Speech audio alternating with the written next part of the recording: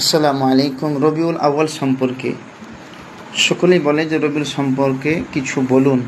তো আশা করি ইনশাল্লাহ আমি মাওলানা এরশাদ মণ্ডল আশা করি আপনাদের খিদমতে আমি আছি। জাতিকে প্রতারণা করব না, জাতিকে কিছু দেওয়ার চেষ্টা করব। ভাই, যেটা আমাদের নবী করিম সাল্লাল্লাহু আলাইহি সাল্লাম যেটা বলেছেন সেটা আমাদেরকে করা, আর যা থেকে মানা করে সেটা থেকে বিরত থাকা। ভালো করে বুঝবেন, হৃদয় ছোঁয়া কথা, হৃদয়ে গাঁথা কথা, যে কথাগুলো, বার্তাগুলো, মেসেজগুলো খুব ভালো, বুঝতে পেরেছেন? সেই জন্য নবী করিম সাল্লাল্লাহু আলাইহি সাল্লাম বলেছেন জন্ম দিবস এটা একটা হিন্দুদের প্রথা। জন্ম দিবস এমন একটি এটা প্রথা হচ্ছে খ্রিস্টানদের। এই প্রথাকে না দেখে সেটা আমরা যদি মনে করি নবী করিম সাল্লাল্লাহু আলাইহি সাল্লাম যে মাসে এসেছেন রবিউল আউয়াল 12 তারিখে, সে অনুযায়ী যদি দুটো রোজা রাখেন ঠিক আছে।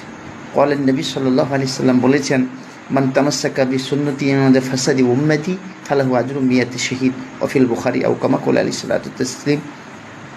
আইয়াবের জাহিলাতের জামানায় একটা আমার সুন্নতকে আমল করার চেষ্টা করতে হবে। ততএব হিন্দুদের প্রথা না করে, খ্রিস্টানদের প্রথা না করে, অতএব আমরা জন্মদিবস সম্পর্কে যেসব বিস্তারিত হাদিসগুলো আরও বলার টাইম ছিল সেগুলো আমার সংক্ষিপ্ত আমি বলবো। যারা আল আকিলু তাকফিফুল ইশারা, আকিল মানের ব্যক্তির জন্য যথেষ্ট, ইশারায় যথেষ্ট। এই জন্য আপনাদের আমি সকলকে বলবো নবী করিম সাল্লাল্লাহু আলাইহি সাল্লাম যেসব বলেছেন যে এই সম্পর্কে, রবিউল আউয়াল সম্পর্কে, জন্মদিবস সম্পর্কে, তো এই সকলে আমরা সচেতন হব এবং একটা থেকে দুটো রোজা রাখার চেষ্টা করব। আল্লাহ যেন আমাদের সকলকে কবুল করুক।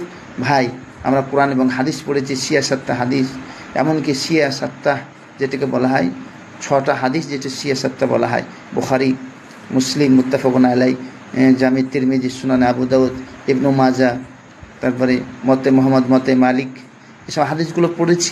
পড়ার পরে কলেন নবী সাল্লাল্লাহু আলাইহি সাল্লাম বলেছেন এমনকি মান তাশাব্বাহা বিকওমিন ফাহুয়া মিনহুম, যার সঙ্গে যার জাতি, আমার এই জাতি, আমার উম্মত অনুসরণ করবে, তার সঙ্গে কাল কিয়ামতের ময়দানে হাসর নাসর হবে। অতএব ভাই, আবেগকে না লাগিয়ে বিবেককে লাগাই, আবেগকে না লাগিয়ে বিবেককে লাগিয়ে ইনশাআল্লাহ ভালো রাস্তা আসার চেষ্টা করি। কোরআন এবং হাদিস মোতাবিক জিন্দেগিকে তৈরি করি। আল্লাহ আমাদের সকলকে কবুল করুক। কোরআন এবং হাদিসের জিন্দেগিকে আমাদের ফিট করা আমাদের দায়িত্ব এবং কর্তব্য। আল্লাহ আমাদের সকলেই কবুল করুক। সিয়ারটা প্রচুর করবেন, এমনকি আমাকে হানাফি ফারাজি মালিকিও মনে করবেন না। আমি নবীজির উম্মত এবং আল্লাহর বান্দা।